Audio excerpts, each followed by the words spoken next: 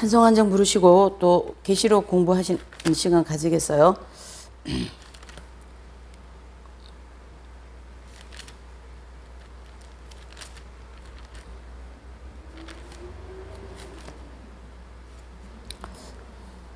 (197장입니다)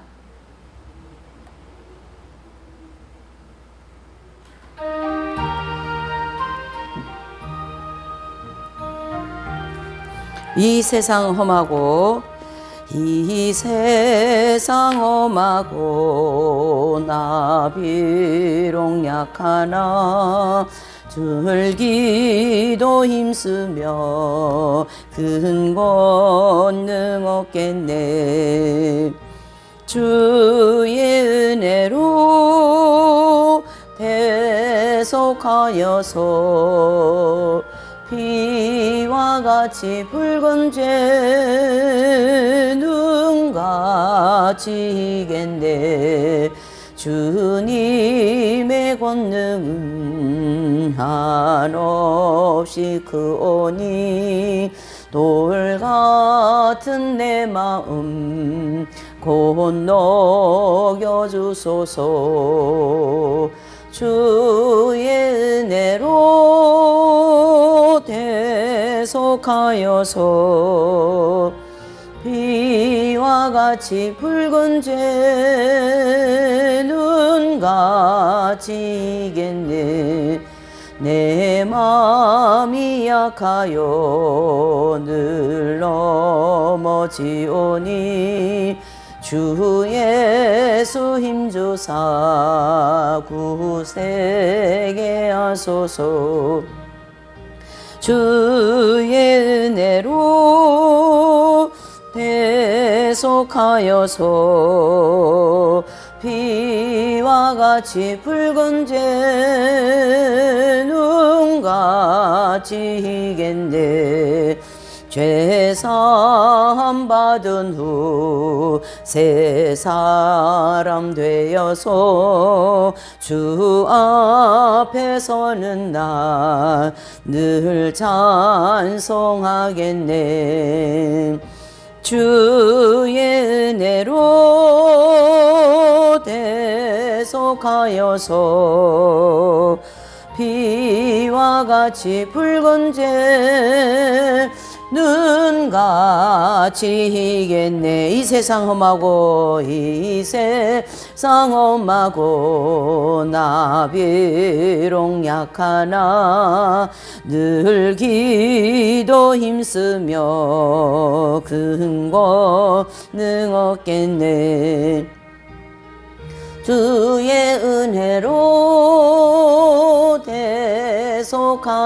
대속하여서 피와 같이 붉은 죄 눈같이 이겠네. 주님의 권능은 한없이 크오니 돌 같은 내 마음 곧 녹여주소서. 주의 은혜로 대속하여서 피와 같이 붉은 죄 눈같이 이겠네. 내 마음이 약하여 늘 넘어지오니 주 예수 힘주사 굳세게 하소서. 주의 은혜로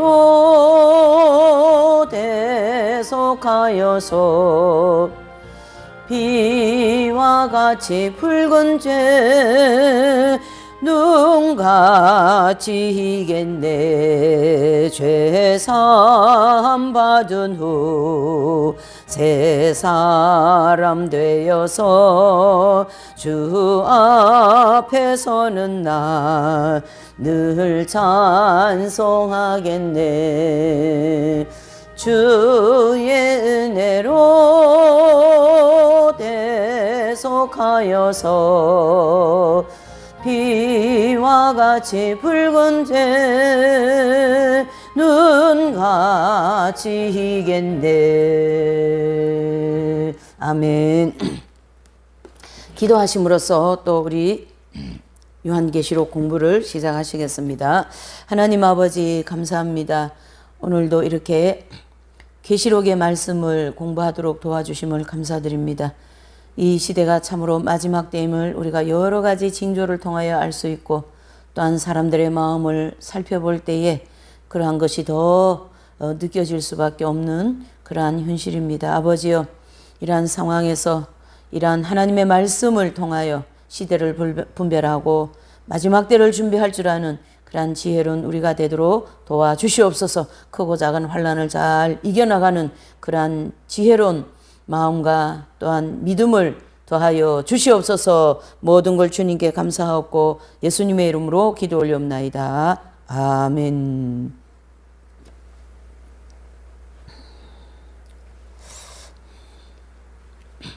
네, 이제 지난 시간이어서 이제 5번째 교회. 지금 이제 계시록 지난 시간에는 1장을 통하여 교회 모든 교회에게 하나님의 계시를 주시는 모든 과정을 또 인사와 문안을 알게 되었고, 또 2장을 통하여 계시록 이제 7교회를 대상으로 하나님께서 말씀을 하시는 그 공부를 했어요. 그래서 오늘은 그 7교회 중에 이제 계시록 3장 1절에서 6절까지는 이제 4대 교회 사자에게 보낸 편지에 대하여서 공부하시겠습니다. 이 4대 교회는요, 그 당시 루디오, 즉 지금으로 하면 터키의 그 일부 지역입니다. 터키 일부 지역의 수도로서 팩토루스 강변에 위치하고 있는 지역이고요. 거기는 이렇게 금모래가 굉장히 유명한 그런 이제 얘기가 있고, 그 당시 가장 부유한 도시 중에 하나로서 이곳을 고레스가 이곳을 점령했을 때 많은 전리품을 가져갔다고 합니다. 고레스 잘 아시잖아요. 네. 또 역사가들은요, 이 4대 교회가 사도 요한의 그 전도로서 세워진 교회다, 이렇게들 말을 하고 있습니다. 네. 그럼 이제 계시록 3장 1절 4대 교회에 대하여서 한번 보시죠. 4대 교회 사자에게 편지하기를, 하나님의 7영과 7별을 가진 이가 가라사대, 내가 내 행위를 아노니 내가 살았다는 이름을 가졌으나 죽은 자로다. 아멘. 그랬습니다. 예, 이 하나님의 7영이에요. 이 하나님의 7영은 7 천사장을 말하며 모든 천사들을 대표하고 영계에서 봉사하는 사역자들을 얘기합니다. 그래서 우리가 미카엘 천사장, 또 미카엘 천사, 가브리엘 천사 이렇게 있잖아요. 그럼 미카엘 천사는 전쟁을 담당하는 그 천사로서의 장이고, 천사장이고, 가브리엘 천사는 계시를 마리아께 이렇게 보내주시잖아요. 예수님 수태고지하는 그 계시를. 그때 가브리엘 천사가 오시거든요.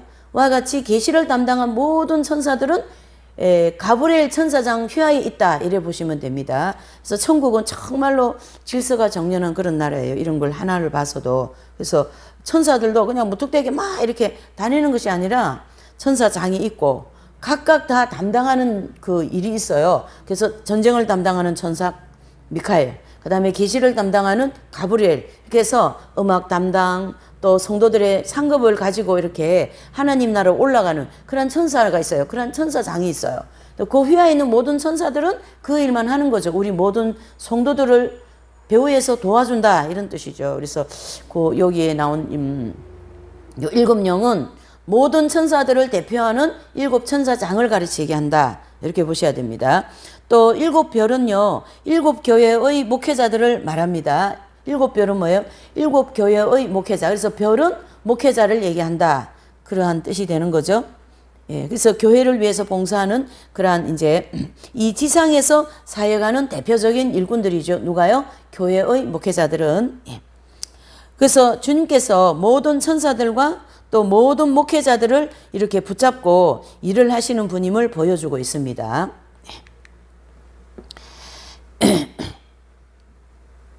또 살았다는 이름을 가졌으나 죽은 자다, 이 말씀은 이제 선한 명분을 이렇게 내세우면서 자기의 욕심을 만족시키는 그런 생활을 가르치게 해요. 그래서 그것은 위선, 외식, 거짓 이런 거라고 얘기할 수 있어요. 그래서 주님이 위선적이고 외식적인 거 굉장히 싫어하세요. 다른 것도 되게 싫어하시는데요. 이렇게 욕심을 가지고 자기 이권을 따라서 그런 명분을 내세워서 위선적이고 외식적이고 거짓되게 그렇게 하는 걸 굉장히 싫어하십니다. 그래서 그렇게 하는 사람을 주님을 이제 이렇게 뭐 사람들은 뭐 위대하다고 하지만은 하나님은 그것을 위선과 외식적으로 보신다. 그러니까 그러한 모습을 위선적인 그러한 쪽으로 일하는 그러한 모습을 하나님은 어떻게 보신다고요? 영적으로 죽은 자다 이렇게 보시는 거죠. 영적으로 어떻게 해요? 죽은 자다. 그래서 그 선한 행실을 하지 못하고 이제 그렇게 하는 거에 대한 그 어떤 부분적인 게 있거든요. 다 죽은 건 아니에요. 완전히 다 죽었다 그러면 그 사람은 지옥 가거든요. 그렇기 때문에 다 죽었다는 것이 아니라 어떤 부분적인 게 굉장히 어둡고 죽었으니까 그것을 일깨워 주기 위하여서 주님이 이렇게 말씀을 하신 거고 그것을 일깨워서 빨리 회개하라 이러한 뜻이 되는 거죠. 그래서 그 어두움에 부분적으로 어둠에 빠진 생활을 하고 있다면 영적으로 죽은 상태고 그 부분을 주님은 빨리 깨우쳐서 회개하라 이란 뜻이 되겠죠. 네. 2절입니다. 너는 일깨워 그 남은 바 죽게 된 것을 굳게 하라. 내 하나님 앞에서 내 행위의 온전한 것을 찾지 못하였노니. 아멘. 그래서 이 말씀에서 사대교회 목회자는 그 회개하고 새로워질 수 있다라는 걸 보여주는 거예요. 그래서 그 사대교회 목회자에게 지금 이렇게 말씀을 너는 일깨워 남은 바를 굳게 하라. 예. 그러면서 그 사대교회 목회자가 너의 행위가 온전한 것을 내가 찾지 못했다. 즉 사대교회 목사님은 좀 어떤 행실이 되게 어둡고 또 종가욕을 많이 추구한 그런 어두운 생활을 많이 하시는 걸 이제 이렇게 주님이 지적한 거죠. 그래서 사대교회 목회자가 회개하고 세워질 수 있음을 보여준다. 무슨 말이냐면 영적으로 완전히 죽지 않았기 때문에 무슨 뜻이에요? 회개하면 다시 살아날 수 있다라는 그러한 이제 희망이 보이는 거죠. 그러므로 철저하게 회개하고 피처로 무장하며 행실을 더욱 온전하게 할 것을 주님이 이렇게 권면하시는 거 이건 참 은혜라는 거죠.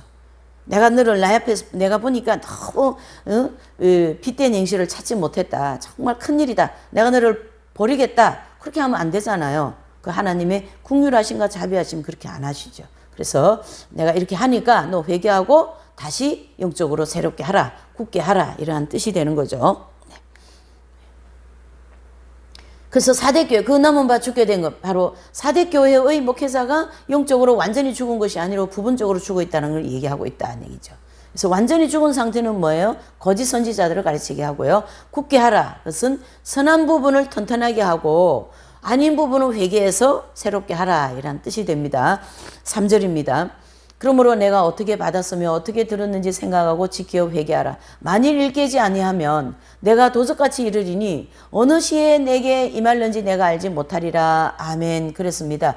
그래서 이 말씀은 사대교회의 목사님이 과거의 복음을 듣고 깨닫게 되었던 것을 다시 이렇게 상기해서 기억을 하고 그래서 온전한 행실에 대한 그 하나님의 뜻을 분별해서 철저하게 회개하면서 새롭게 하라는 얘기를 계속 어떻게 해요? 사대교회 목사님에게 지금 주님이 책망과 권면과 또 칭찬과 함께 말씀을 하고 계시는 것이죠. 4절입니다. 그러나 사대에 그 옷을 더럽히지 아니한 자 몇 명이 내게 있어 흰 옷을 입고 나와 함께 다니리니 그들은 합당한 자인 용거라. 아멘. 그래서요.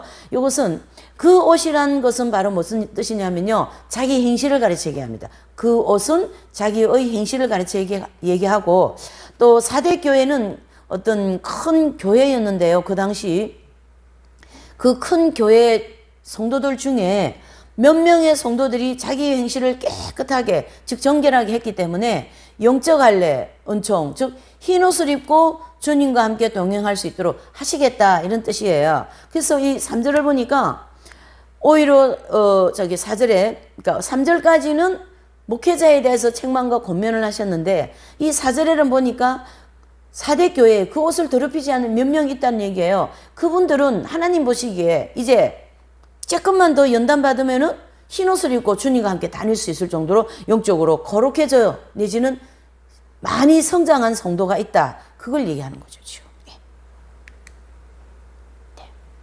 그래서 그러한 분들을 어떻게 해요? 주님의 마음에 합당한 자다. 여러분, 합당하게, 주님의 마음에 합당하게 사는 게 보통 일이 아니잖아요. 네.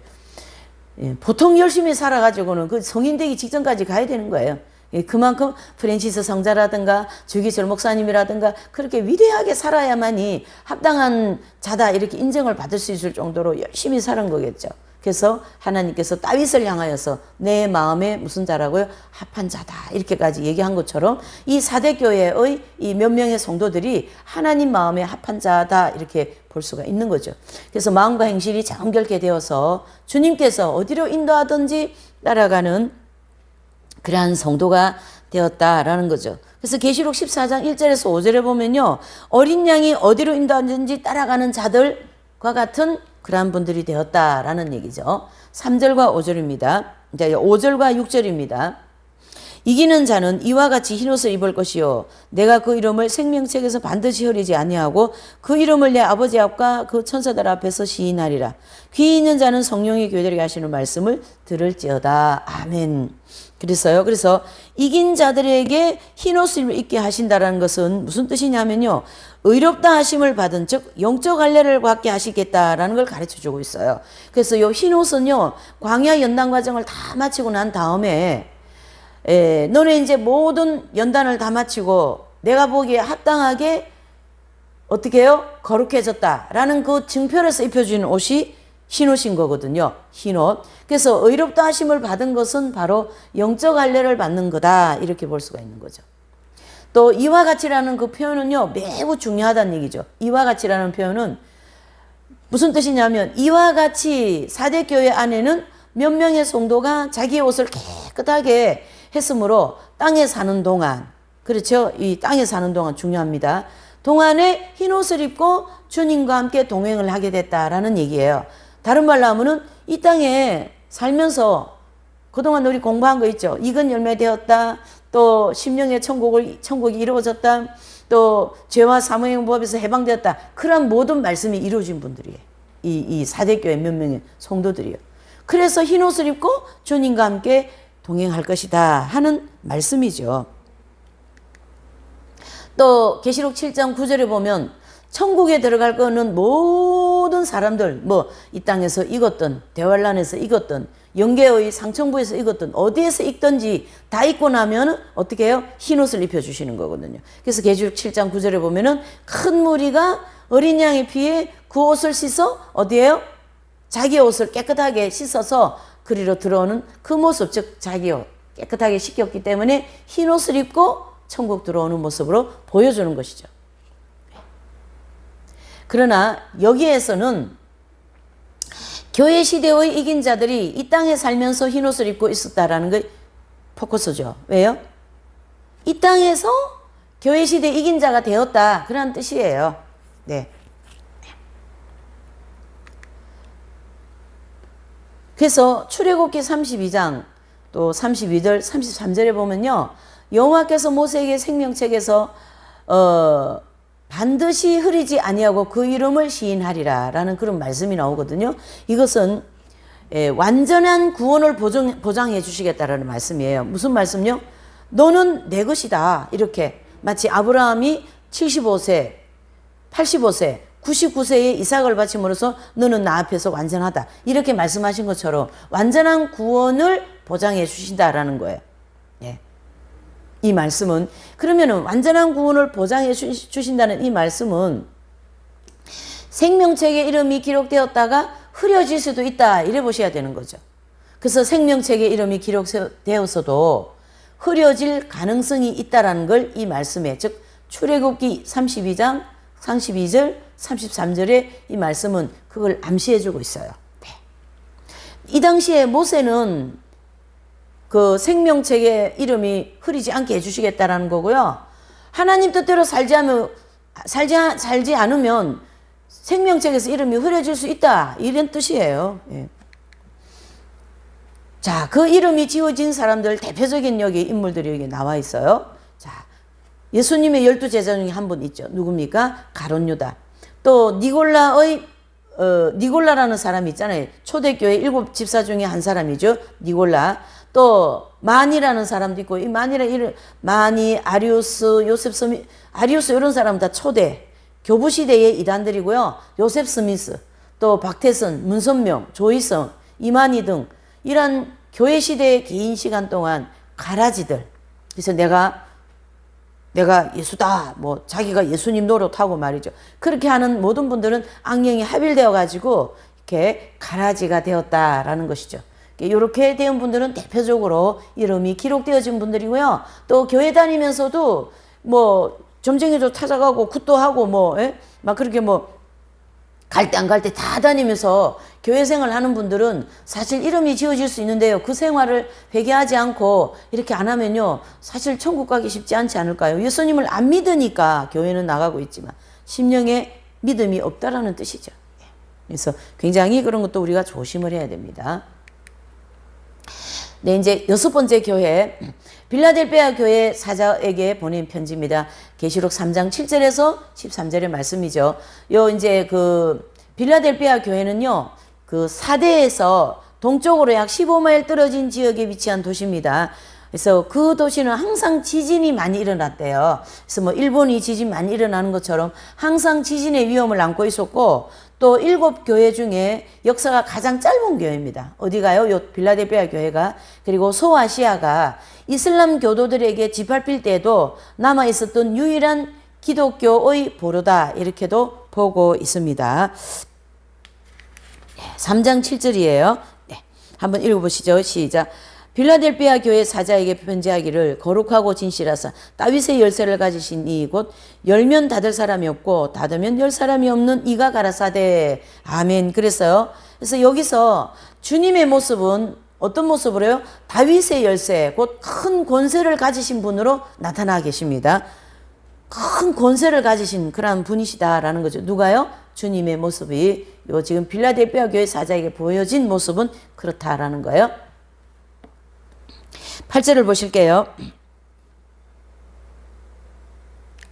네, 주님의 큰 권세를 가지신 이 다윗의 열쇠를 가진 이 예수님은 계시록 1장 8절에도 사망과 엄부의 열쇠를 가지고 계시며 이렇게 얘기하셨고, 마태복음 28장 18절에도요 모든 권세를 가지고 다스리시는 주님이심을 보여주고 계세요. 그래서 예수님은 모든 권세를 가지시고 이 온 세상을 다스리는 분이시다. 천국도 지옥도 영계도 이 땅도 우리 개인도 다 다스리는 그러한 분이시죠.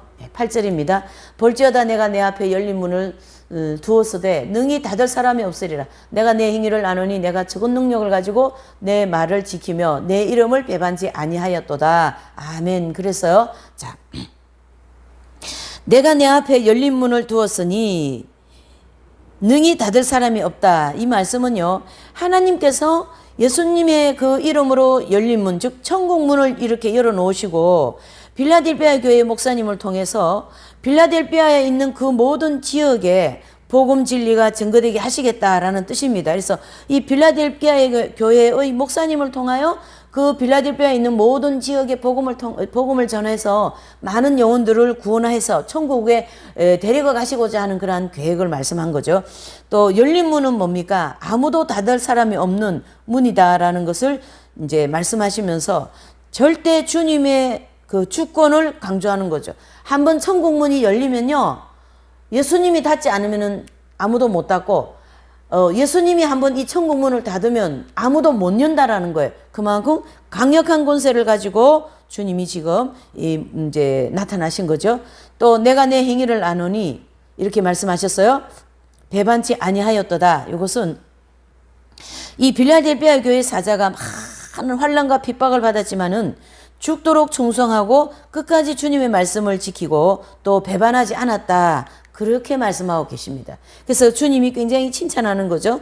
배반하지 않았다. 끝까지 너는 내 말을 지키면서 그 핍박 가운데서도 주님을 배도하지 않고 배반하지 않고 잘 왔다. 칭찬하시는 거죠.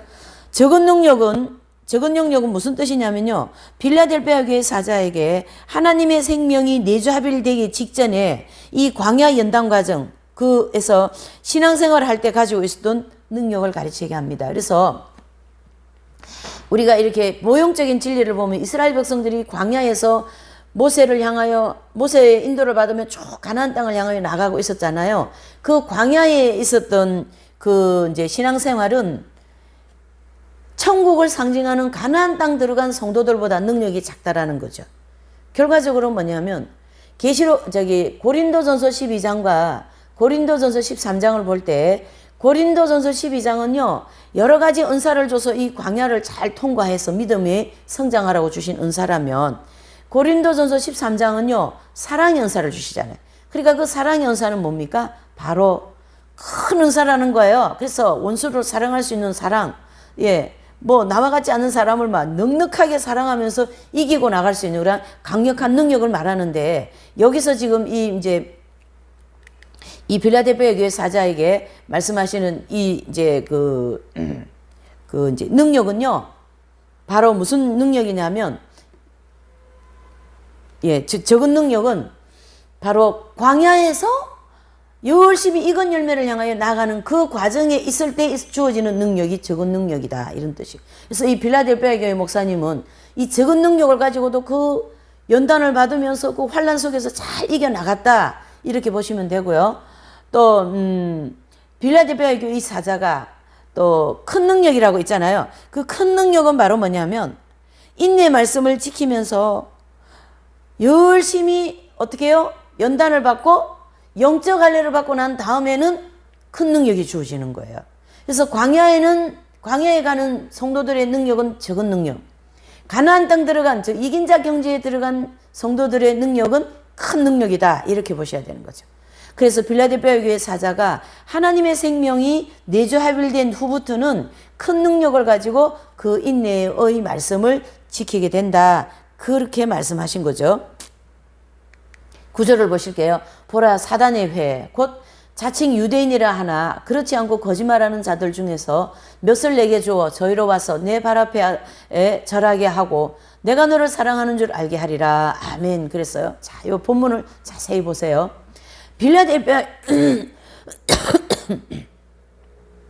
이 빌라델피아 교회의 사자가 그 목회하던 그 지역에는요 유대인들이 굉장히 기독교를 대적하고 그 사상을, 이렇게 기독교의 사상을 미워하는 그런 마음을 가지고 있었어요. 그래서 막 굉장히 못살게 많이 굴었습니다. 괴롭히고. 누가요? 유대인들이 그 당시에 복음을 믿고 있는 기독교인들을요. 그래서 사단이 그 유대인들을 이용해서 빌라델피아 교회 사자를, 그 목회자를 핍박하고 회방을 많이 합니다. 그들 중에 몇 명이 회개하고 용서를 빌도록 하게 하겠다. 이게 뭐냐면 빌라델피아 교회 목회자를 많이 유대인들 중에 많이 이렇게 핍박하고 회방하고 했는데요. 그 유대인들 핍박하고 회방한 그 사람들 중에 몇 명이 빌라델피아 교회 목사님한테 와서 어떻게 해요? 잘못했습니다. 용서해 주시기를 원합니다. 이렇게 빌도록 하나님이 하시겠다라는 거예요. 빌도록. 얼마나 핍박을 많이 했고 빌라델피아 목사님은 그걸 얼마나 인내하면서 잘 견뎠겠냐 말이죠.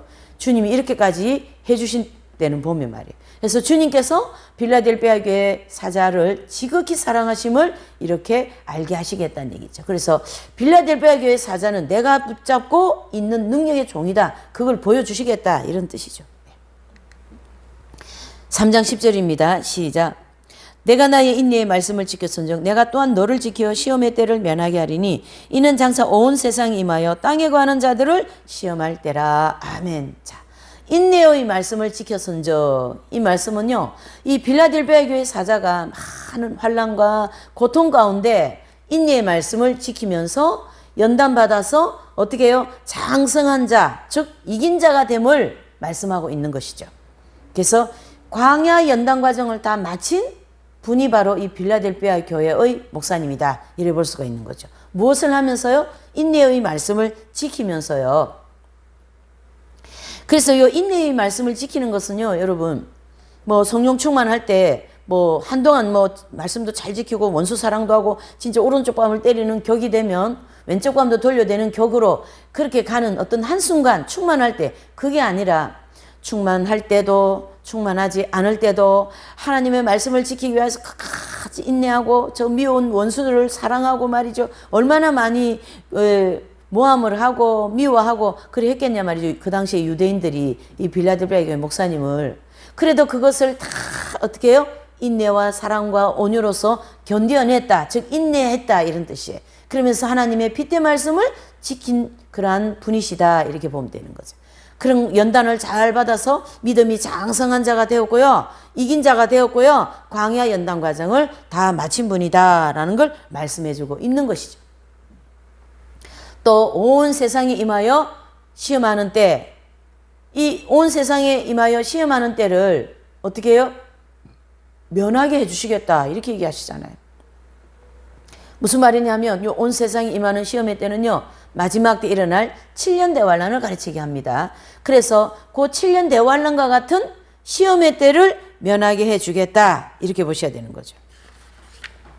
결과적으로 이 7년 대환란에 들어가지 않게 해주시겠다라는 것은 휴거된다라는 뜻이고 빌라델피아 교회 목사님은 이긴 자가 되었다 이래 보셔야 되는 거예요. 그래서 빌라델피아 교회의 사자가 대환란을 면제받는다라는 것은 휴거되는 성도다 이렇게 보셔야 됩니다. 그래서 휴거된다라는 뜻이고 요 휴거되는 분이고 대환란에 들어가지 않는 분으로서 주님이 말씀한 거죠. 그러므로 계시록 3장 20절은 빌라델피아 교회의 그 전체 성도들이나 내지는 모든 교회들의 상태를 말하는 것이 아니고 요 빌라델피아 교회의 목회자 개인에게만 해당되는 겁니다. 그래서 참고로 7교회 중에 목회자가 이긴 자가 되는 그 교회는 요 빌라델피아 교회의 목사님만 이긴 자가 되는 걸로 볼 수가 있는 거예요. 11절입니다.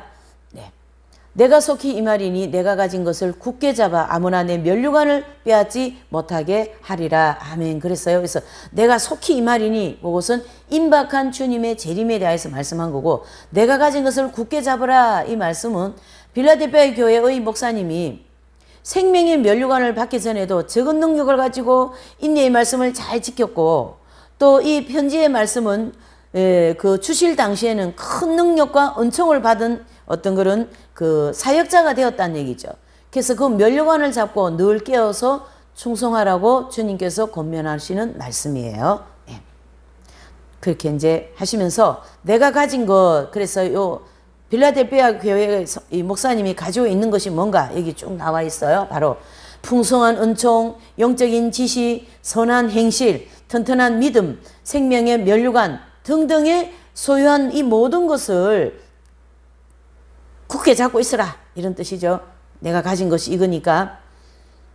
그래서 생명과를 먹은 성도이므로 생명의 면류관을 소유했고 또 생명의 면류관은 이긴 자들에게만 주시는 선물입니다. 그러므로 7교회 사자들 중에 이 빌라델피아 교회의 사자만 이긴 자의 반열에 들어간 것을 알 수가 있어요. 그래서 14만 4천 명의 그러한 반열에 들어가신 분입니다. 12절과 13절요. 시작. 이기는 자는 내 하나님의 성전이 기둥이 되게 하리니 그가 결코 다시 나가지 아니하리라. 내가 하나님의 이름과 하나님의 성 곧 하늘에서 내 하나님께로 내려오는 새 예루살렘의 이름과 나의 새 이름을 그의 위에 기록하리라. 귀 있는 자는 성령의 교회들에게 하시는 말씀을 들을지어다. 아멘. 그랬어요. 그래서 하나님의 성전에 기둥이 되게 하시겠다. 무슨 자가 되면요? 이긴 자가 되면 바로 이긴 자들이 천국 건설 사업에 기둥같이 쓰임받는 하나님의 큰 일꾼들을 가르쳐 얘기한다. 이렇게 보셔야 되죠. 그래서 우리가 이제 교회시대 이긴 자들을 통하여 어떻게 해요? 이렇게 이긴 자가 되면 이 계시록 2장 3장에 나오는 성령의 교회들이 하시는 말씀을 들을지어다 하시면서 어떤 축복을 주시겠다라는 그 12가지의 축복을 다 받는 거죠. 그래서 이분들은 교회사에서 12제자부터 시작하여서 사도 바울이나 디모데나 폴리카 또 이런 교부들 어거스틴 성자 또 중세의 그런 모든 프랜시스 성자라든가 이런 위대한 칼빈, 루터, 웨슬레 이 모든 위대한 신학자들 또 존 버년 이런 모든 분들은 교회 시대에 이긴 자들이라 볼 수가 있는 거죠. 결코 다시 나가지 아니하리라. 완전한 구원을 보장받은 그런 분들이 교회 시대 동안 기둥같이 쓰임을 받았다. 이래 보셔야 됩니다. 그래서 새 예루살렘의 이름을 기록해 주신다라는 것은요, 신천지의 수도, 요 신천지는요, 저기 이만희 신천지가 아닙니다. 아니고, 요 신자는 새로운 신자예요. 즉, 천지가 새롭게 세워지는 나라, 즉 천국을 가르치게 합니다. 그래서 그 천국의 수도인 새 예루살렘 성에 들어갈 권세를 주시겠다는 얘기예요.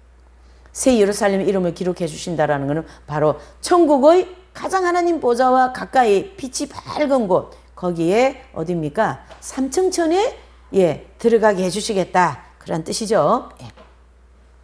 그래서 새 예루살렘에는 교회 시대에 이 땅에서 영적 할례를 받은 모든 성도들, 즉 이긴 자들만이 들어갈 수 있는 것이고, 또 새 예루살렘에 들어가지 못한 성도들은요, 새로운 나라, 천국이죠, 만국으로 들어갑니다. 그래서 하나님의 이름과 나의 새 이름을 기록해 주신다라는 것은 계시록 14장 1절의 말씀과 같이 예수님과 함께 시온산에서 있는 14만 4천 명의 이마에 어린 양의 이름과 아버지의 이름 쓴 것이 있으므로 그랬습니다. 그래서 요 이긴 자들에게는 어떻게 해요? 시온산은 바로 교회 시대가 끝나고 천년왕국 시대가 끝나고 나면 거기를 새 예루살렘 성이라 부를 겁니다. 그래서 지금은 아직까지 시온산이라 부른다는 얘기예요. 그래서 천국의 수도를 가르치게 하고, 그 천국의 수도에 이 14만 4천 명들이 들어갈 것이고, 또 이분들의 이마에 어린 양의 이름과 아버지의 이름 쓴 것이 있다라는 것이죠. 그래서 교회 시대 이긴 자들은 바로 14만 4천 명, 이분들이 그러한 분들이다, 이렇게 보셔야 되죠.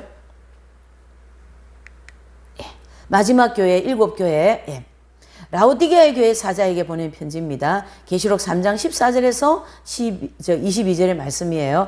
자, 이 라오디게아에는 이제 당시에 부르기아의 그 수도로서 안티오코스 2세가 그의 아내의 이름을 따서 세운 도시입니다. 라오디게아는.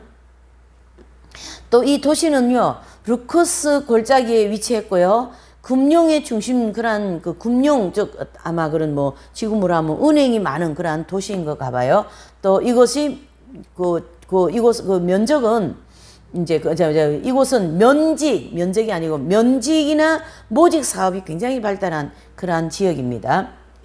그리고 콜로리움이라는 안약으로 유명한 그런 지역입니다. 그래서 그 지역마다 뭔가 유명한 게 하나 있는데, 여기 이 라오디게아 요 지역에는 아마 콜로리움이라는 그런 안약이 굉장히 유명했던 것 같아요. 그래서 라오디게아의 교회는 에바브라가 설립한 것으로서 추정할 수가 있어요. 그래서 골로새서 1장 7절에서 또 4장 13절 이렇게 그런 말씀을 인용해 볼 때 이렇게 에바브라가 설립한 교회로서 추정을 해볼 수가 있다. 자, 14절입니다. 시작. 라오디게아의 교회의 사자에게 편지하기를, 아멘이시여 충성되고 참된 증인이시여 하나님의 창조의 근본이신 이가 가라사대 아멘 그랬어요. 그래서 아멘이시여 충성되고 참된 증인이시여 그랬어요. 그래서 주님께서 이 세상에 구세주로 오셔서 하나님의 말씀을 증거하시고 십자가에 못 박혀 죽기까지 충성을 바치시고 그 하나님에 대하여서 참 증인이시다라는 게 누가요? 예수님께서.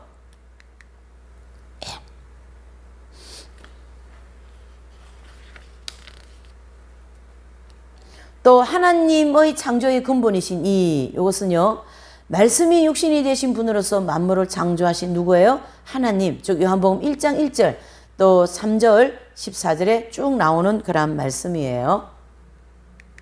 15절입니다. 시작. 내가 내 행위를 아노니 내가 차지도 아니하고 도없지도 아니하도다. 내가 차든지 도없든지 하기를 원하노라. 아멘. 그랬습니다. 그래서 이 말씀은 라오디게아 교회 전체 성도들의 상태가 아니고 이 라오디게아 교회의 목사님 개인의 그 영적인 상태를 지금 지적한 거죠.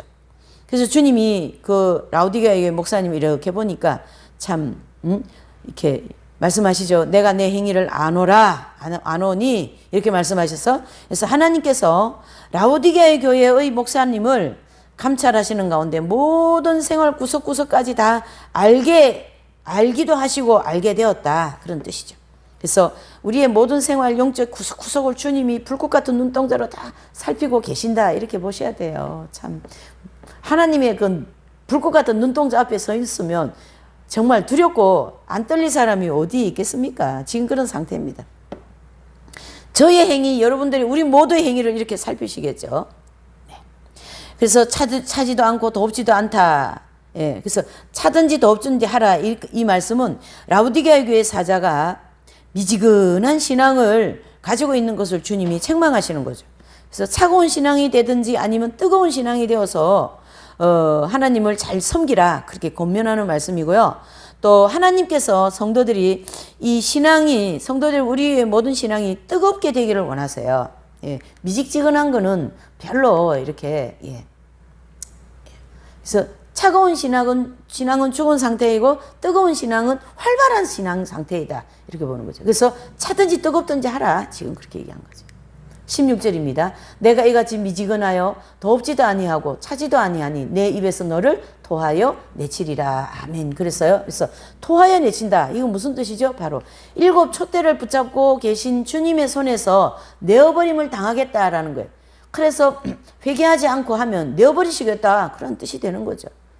그래서 가라지, 즉 배교자가 된 사람들과 같이 성령께서 떠나시고 악령에게 완전히 사로잡히는 그러한 이제 상태가 될 것이다라는 것을 말씀하고 있는 것이 또 굉장히 무서운 거예요, 이거 지금. 토하여 내치리라는 것은. 자, 17절을 보실게요. 내가 말하기를 나는 부자라 부유하여 부족한 것이 없다 하나 내 공고한 것과 가련한 것과 가난한 것과 눈먼 것과 벌거벗은 것을 알지 못하는도다. 아멘. 그래서요, 이 라우디게아 교회의 사자의 영적인 상태를 지금 주님이 이렇게 진단을 했어요. 그래서 그 진단 차트가 여기 지금 나온 거예요. 보니까 나는 부자라 부유하여 부족한 것이 없다.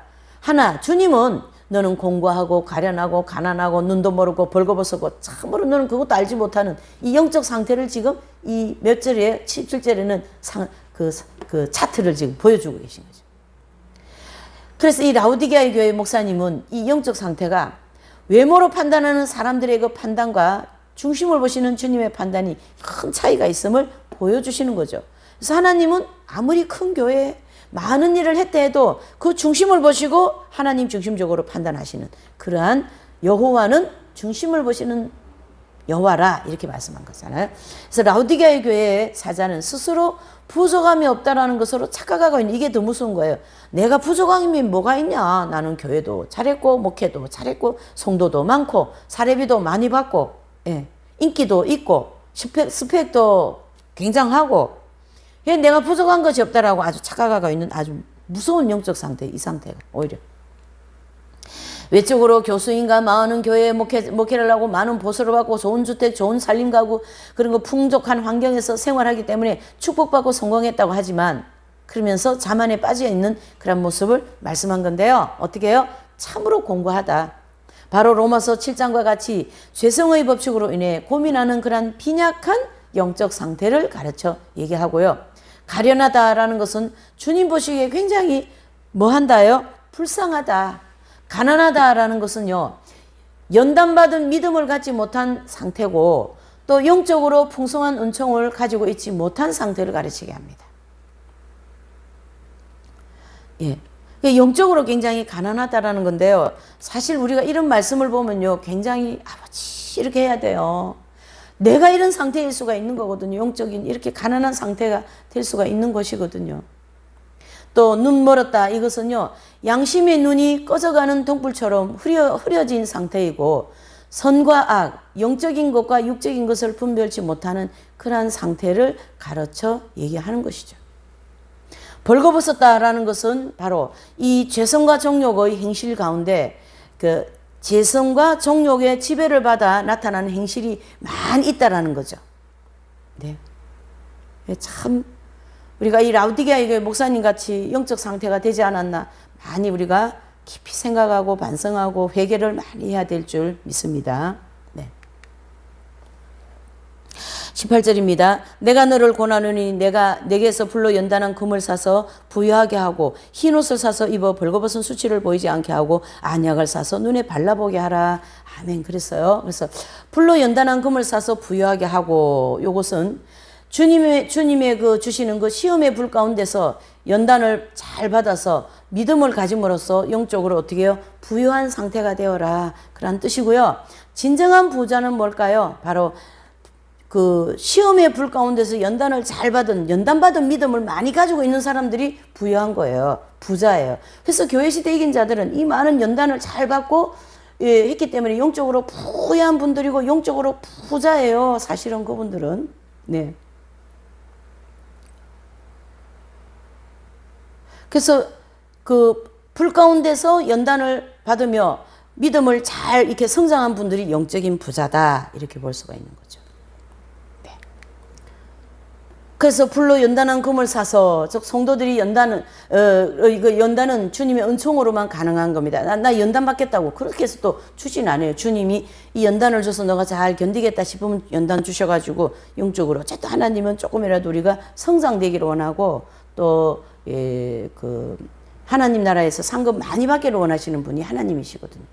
자, 흰 옷을 사서 입어 바로 광야 연단 과정을 마치고 영적 할례를 받는 것이다 라는 것이고, 안약을 사서 눈에 발라보게 하라. 이것은요, 어두워진 양심을 빛으로 단장하라는 거예요. 그래서 우리가 그 양심에 대해서 재론 공부할 때 어떻게 해요? 양심이 밝아지기 위하여서는 연단을 잘 받아서 양심이 밝아지게 하라. 이와 같은 말씀이죠. 예. 그래서 그 안약은 이게 눈에 이래 엿는 약이잖아요. 그러니까 안약을 사서 발라보게 하라라는 것은 이렇게 어두워진 양심을 밝게 하라. 바로 양심을 밝게 하기 위해서는 연단을 잘 받아야 된다. 그런 뜻이죠. 그래서 히브리서 5장 14절 말씀처럼 선과 악, 영적인 것과 육적인 것, 그런 지식이 있어야 되고 그 지식을 바탕으로 연단을 받아서 양심의 눈이 온전히 밝아진다라는 것이죠. 그래서 안약이라는 것은 선과 악을 분별할 수 있는 말씀과 은총을 가르쳐 얘기한다. 이렇게 보시면 되죠. 19절에서 20절입니다. 물론 내가 사랑하는 자를 책망하여 징계하노니 그러므로 내가 열심을 내라 회개하라. 볼지어다 내가 문 밖에 서서 두드리노니 누구든지 내 음성을 듣고 문을 열면 내가 그에게로 들어가 그로 더불어 먹고 그는 나로 더불어 먹으리라. 아멘. 그랬어요. 자, 이 광야 연단 과정에서는 성령께서 영의 문 밖에서 두드리며요 이렇게 동행하시다가 행실이 정결케 되면 성도들이 영 속에 내주합일되어서 함께 생활하고 봉사하며 성령의 열매, 즉 빛의 열매를 많이 맺게 해주시겠다는 얘기예요. 그래서 우리가 광야에서 이렇게 연단받고 광야 생활을 열심히 이제 지금 하고 있잖아요. 성령께서 영의 문 밖에 계속 두드리고 동행을 하십니다. 그러면서 우리를 이제 정결케 하시잖아요. 그러면 이제 행실이 정결케 되면 성도들이 영의 지성소 속에 합일되어서 함께 생활하는 거죠. 그 상태가 합일의 경지에 들어간 상태를 가르쳐 얘기하는 거죠. 네.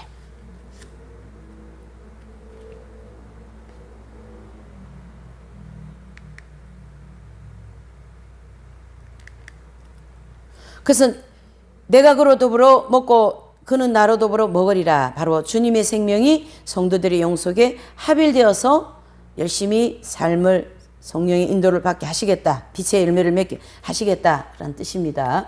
21절과 22절이요. 시작. 이기는 그에게는 내가 내 보좌와 함께 앉게 하여 주기를 내가 이기고 아버지 보좌에 함께 앉은 것과 같이 하리라.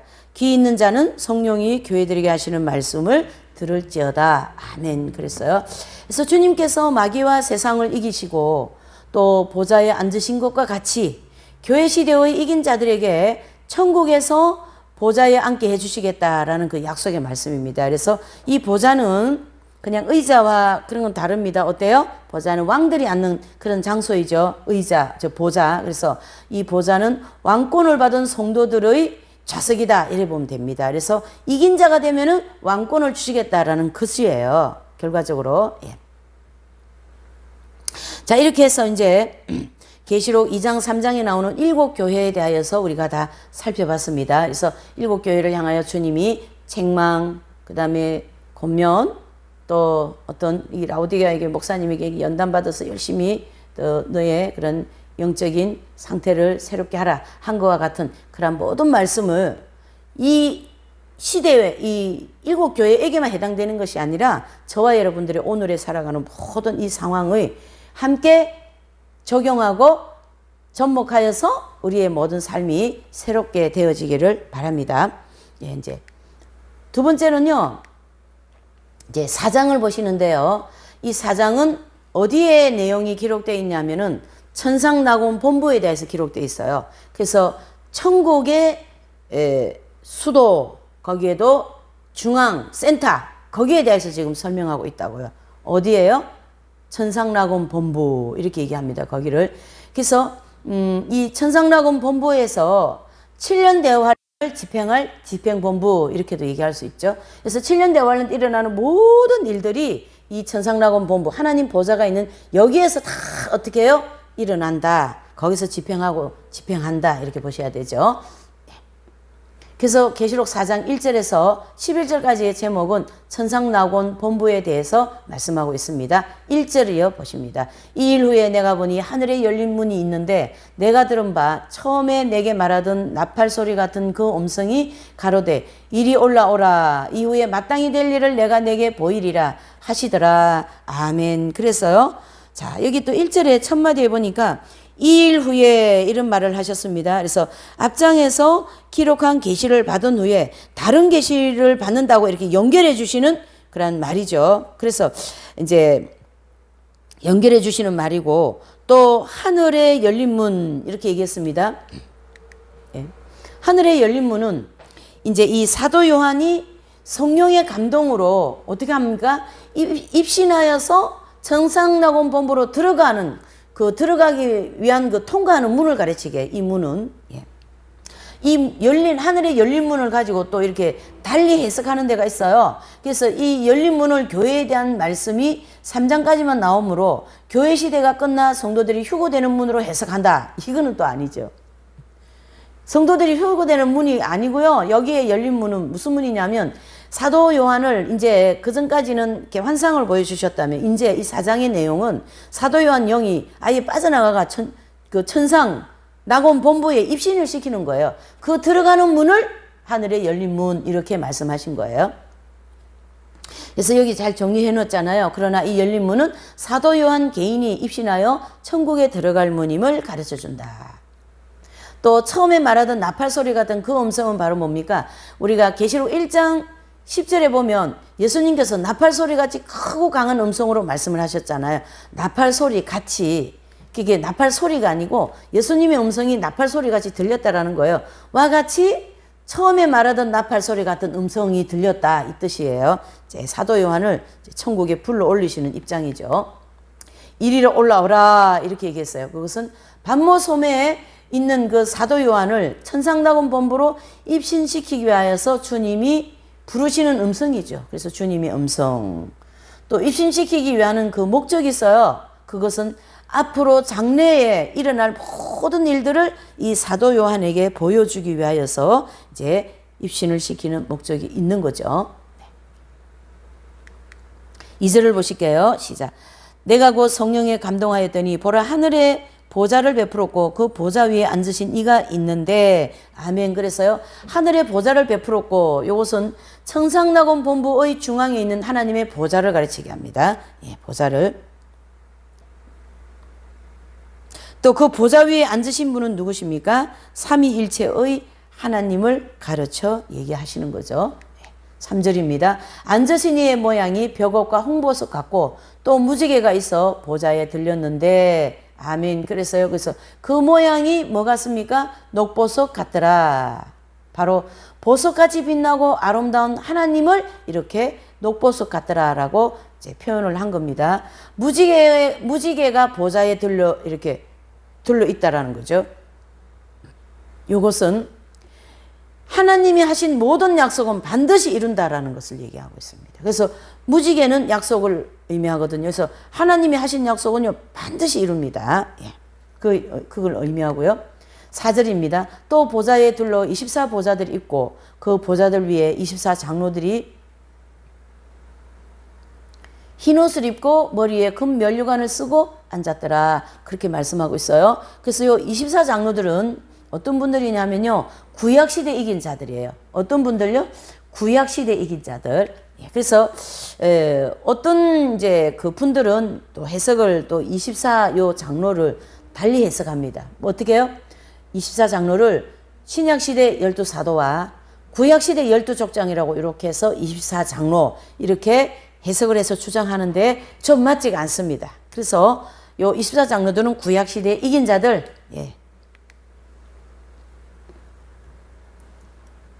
그것이 맞지 않다라는 증거가 12사도가 24장로 중에 포함되었다면 사도 요한이 24장로 중에 이렇게 앉아 있어야 되잖아요. 그런데 사도 요한이 24보좌들, 그 24보좌들 중에 앉아 있지 않는 것을 볼 때에 12사도가 24장로 중에 포함된다는 것은 정확한 해석이 아니다라는 걸 증명을 해주는 거죠. 또 24장로에 대해 바르게 해석하려면 보좌에 앉았다는 사실을 중요시해야 된다. 그런 뜻이죠. 무슨 뜻입니까? 예수님께서 이기고 보좌에 앉으신 것처럼 해서 24장로는 아브라함 때부터, 그렇죠? 아브라함 때부터 어디까지요? 세례 요한까지 구약 시대의 모든 이 이제 분들이 이제 24장로들이 구약 시대에 마귀와 세상과 이 거칠고 사는 환경과 싸워서 이긴 자들이기 때문에 보좌에 앉는 성도들이 됐다라는 거죠. 네. 그래서 24장로는요, 교회 시대를 열기 위한 구약 시대의 가장 하나님의 위대한 사역자들, 하나님의 위대한 일꾼들, 이렇게 볼 수 있죠. 그래서 아브라함부터 시작해야 됩니다. 왜 그래요? 아브라함부터 하나님을 믿음으로 의롭게 된다라고 했기 때문에, 그래서 그 믿음이 누구부터 시작돼요? 아브라함. 그래서 아브라함은 열국의 믿음의 아비가 된 거죠. 그래서 아브라함, 이삭, 야곱, 요셉, 모세, 요수아, 사무엘, 욥, 다윗, 엘리야, 엘리사, 이사야, 예레미야, 예스겔, 다니엘, 호세아, 세례 요한 등 다 하니까 17명, 즉 17명이 나왔는데요. 나머지 말라기 선지자, 뭐 이런 선지자들이 많은데요. 어쨌든 성경에 보면 그런 분들이 이긴 자라는 어떤 흔적이 그렇게 그 편지도 작고 해서 작아요. 그래서 나머지는 천국 가서 알아보시면 됩니다. 예.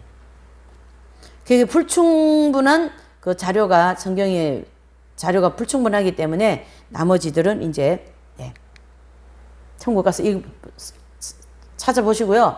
그 다음에 흰옷을 입었다라고 했어요. 흰옷을. 이것은 24장로가 뭘 받았습니까?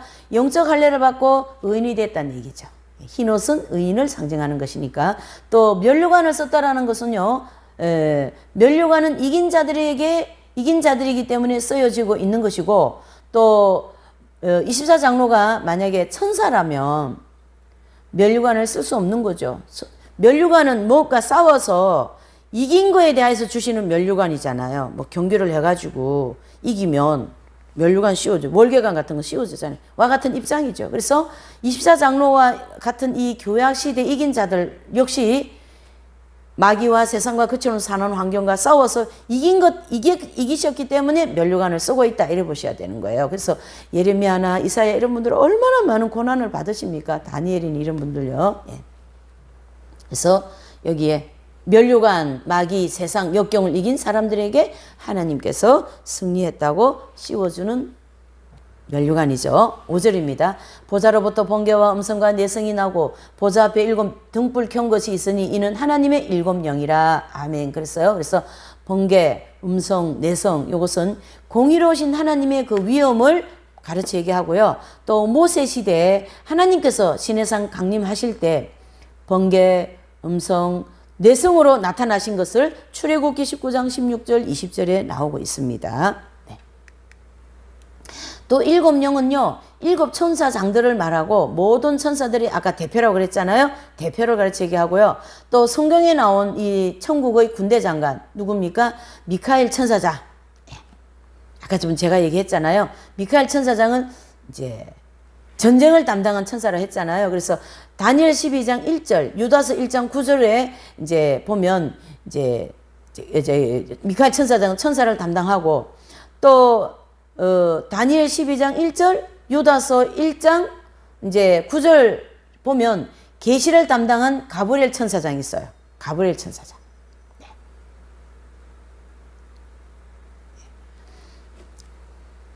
예, 그래서 이제 다니엘 9장 21절, 누가복음 1장 19절에 다 이 가브리엘 천사장이 계시를 담당한 모습을 볼 수 있다라는 것이고, 이 미카엘 천사장은 다니엘 12장 1절과 유다서 1장 9절에 나와서 이제 이렇게 활동하는 모습을 볼 수 있다라는 것이고요.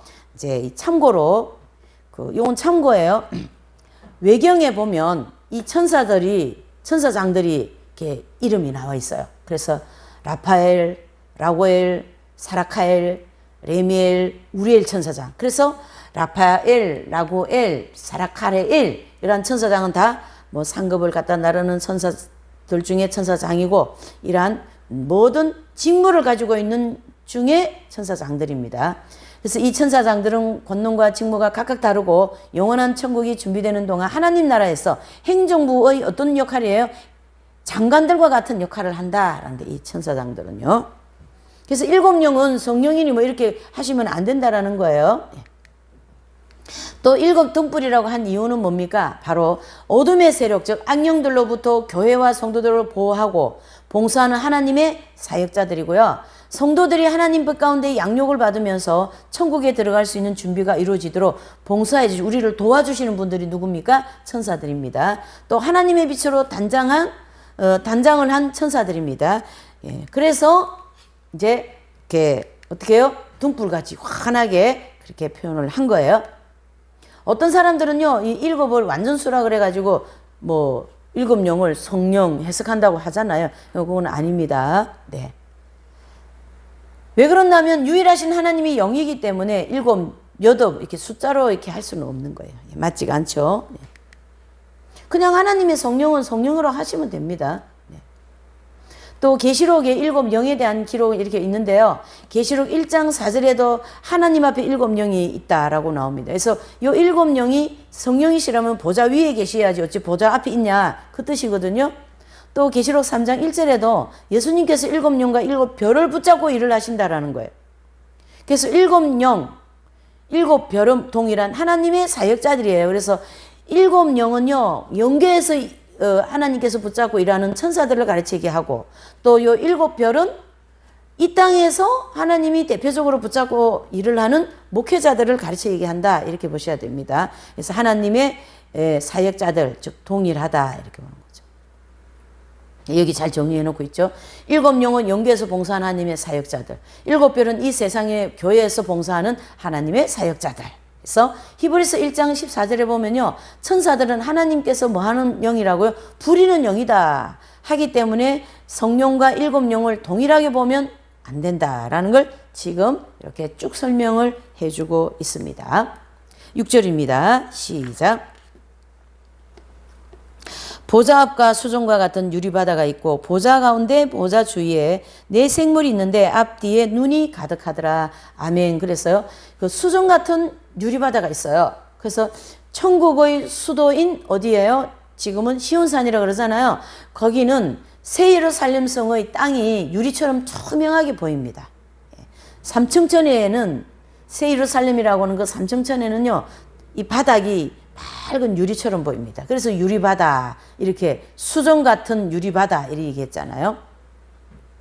그래서 계시록 15장 2절, 계시록 22장 11절, 계시록 18장 21절에 이런 말씀이 함께 나오는 거죠. 그래서 내 생물은 천사들이 아니고 하나님의 전후좌우에서 있는 영들이에요. 영물들이에요. 예, 이 내 생물은. 그래서 앞뒤 눈이 가득하더라. 이것은 내 생물이 천상천하의 모든 생물들을 감찰하는 기능, 즉 눈을 가졌다라고 볼 수가 있어요. 눈. 7절을 보십니다. 시작. 그 첫째의 생물은 사자 같고, 둘째의 생물은 송아지 같고, 셋째의 생물은 사람 같고, 넷째의 생물은 날아가는 독수리 같은데, 그랬습니다. 네. 자, 여기 이제 첫째, 넷째 생물을 한번 보시죠. 요 사자 같은 생물은요, 사자가 대표적인 뭐죠? 들짐승의 그 대표적인 짐승이기 때문에 모든 들짐승을 감찰하는 용물을 가르치게 합니다. 요 첫째 사자 같은 생물은요. 그래서 요 사자 같은 생물은 들에 다니는 모든 짐승들을 감찰하는 생물이고, 둘째 송아지 같이 생긴 이 생물은 집짐승이라 하죠. 그래서 대표적으로 집짐승 중에 대표적인 짐승은 누구를 볼 수 있어요? 누구가 어느 짐승이요? 소를 볼 수가 있는 거죠. 그래서 소는 대표적인 집짐승이므로 모든 가축들을 감찰하고 관리하는 용무를 가르치게 한다. 셋째는 사람이에요. 사람같이 생긴 이 생물은요, 그러니까 사람의 육체도 하나의 동물 같거든요. 그래서 사람의 몸을 감찰하는 또 관리하는 용무를 가르치게 합니다. 넷째는 독수리 같은 용물이라 그랬어요. 그것은 이제 독수리는 날아다니는 짐승 그 동물들 중에 가장 대표적인 독수리라고 볼 수 있어요. 그래서 모든 새 또 물고기들을 감찰하고 관리하는 영물이다. 이렇게 보셔야 됩니다. 그래서 하나님께서 에덴 낙원에서 인간과 동물을 창조하셨을 때에요. 동물의 양식을 식물로 정해주셨어요. 그래서 모든 동물들을 감찰하신다. 이렇게 보고 또 관리하신다라는 것은요. 부속된 모든 식물들까지도 다 감찰하고 관리한다라는 것을 알 수 있어요. 그래서 풀 한 포기도 하나님의 관리가 있다. 이런 뜻이죠. 예. 어떤 사람들은요. 이 네 생물이 이렇게 사복음서로 상징한다고 많이 얘기하고 있어요. 생각보다 많이요. 예, 뭐 그래서 마태복음, 사자복음, 마가복음, 송아지복음, 누가복음, 사람복음, 요한복음, 독수리복음. 요것은 사복음서를 요 네 생물에 그 근거하는 것은 별로 성경적인 근거가 없는 약간 무리한 해석으로 볼 수가 있습니다. 네, 8절입니다. 시작. 네 생물이 각각 6날개가 있고 그 안과 그 주위에 눈이 가득하더라. 그들이 밤낮 쉬지 않고 이르기를 거룩하다 거룩하다 거룩하다. 주 하나님 곧 전능하신 이여 전에도 계셨고 이제도 계시고 장차 오실 자라. 아멘. 그랬어요. 자, 이 네 생물은요 어떤 생물인가 하면요 이렇게 에스겔서 1장에 기록한 그룹이라고 이렇게 하는데 자세히 보면은 똑같은 모습이 아니라는 걸 알 수가 있어요. 예. 그래서 에스겔서 1장에 그룹 천사와 계시록 4장의 네 생물은 다르다라는 거예요. 그래서 그 어떤 날개는 뭐 이렇게 공통점 또 그런 적이지만 모양은 전혀 다르다라는 거예요. 모양은 어떻다고요? 전혀 다릅니다. 그래서 뭐 날개는 좀 공통점 같이 보이지만은 생겨진 이런 모양은 다르므로 네 생물과 똑같다고 할 수가 없고요. 그래서 이 그룹이나 스랍이라고 하는 이 호칭보다 네 생물이라고 부르는 것이 좋고요. 또 네 생물은 밤낮 쉬지 않고 하나님을 찬송한다. 이 얘기는 천국은 밤낮이 없으므로 밤낮이라는 말을 계속 이제 언제나 계속 한다라는 거예요. 그래서 이게 낮과 밤의 개념이 없다라는 게 언제나 낮이에요. 언제나 낮. 그래서 언제나 이제 낮을 속한다. 9절 11절까지 보시겠어요.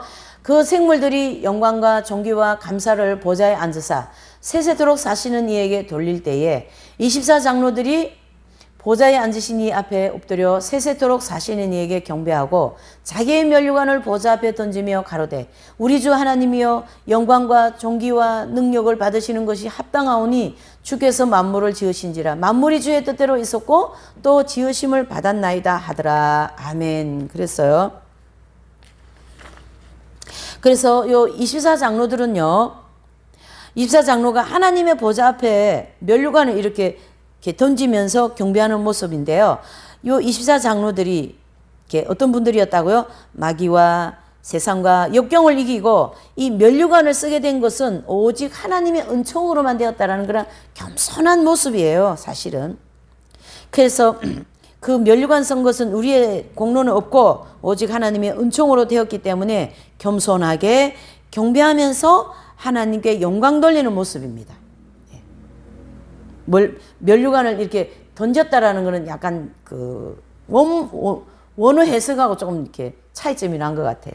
그러니까 이렇게 내려놓으며 이렇게 하셔야 됩니다. 내 면류관을 벗어서 내어놓으며 하나님께 경배드린다. 이렇게 봐야 되는 거죠.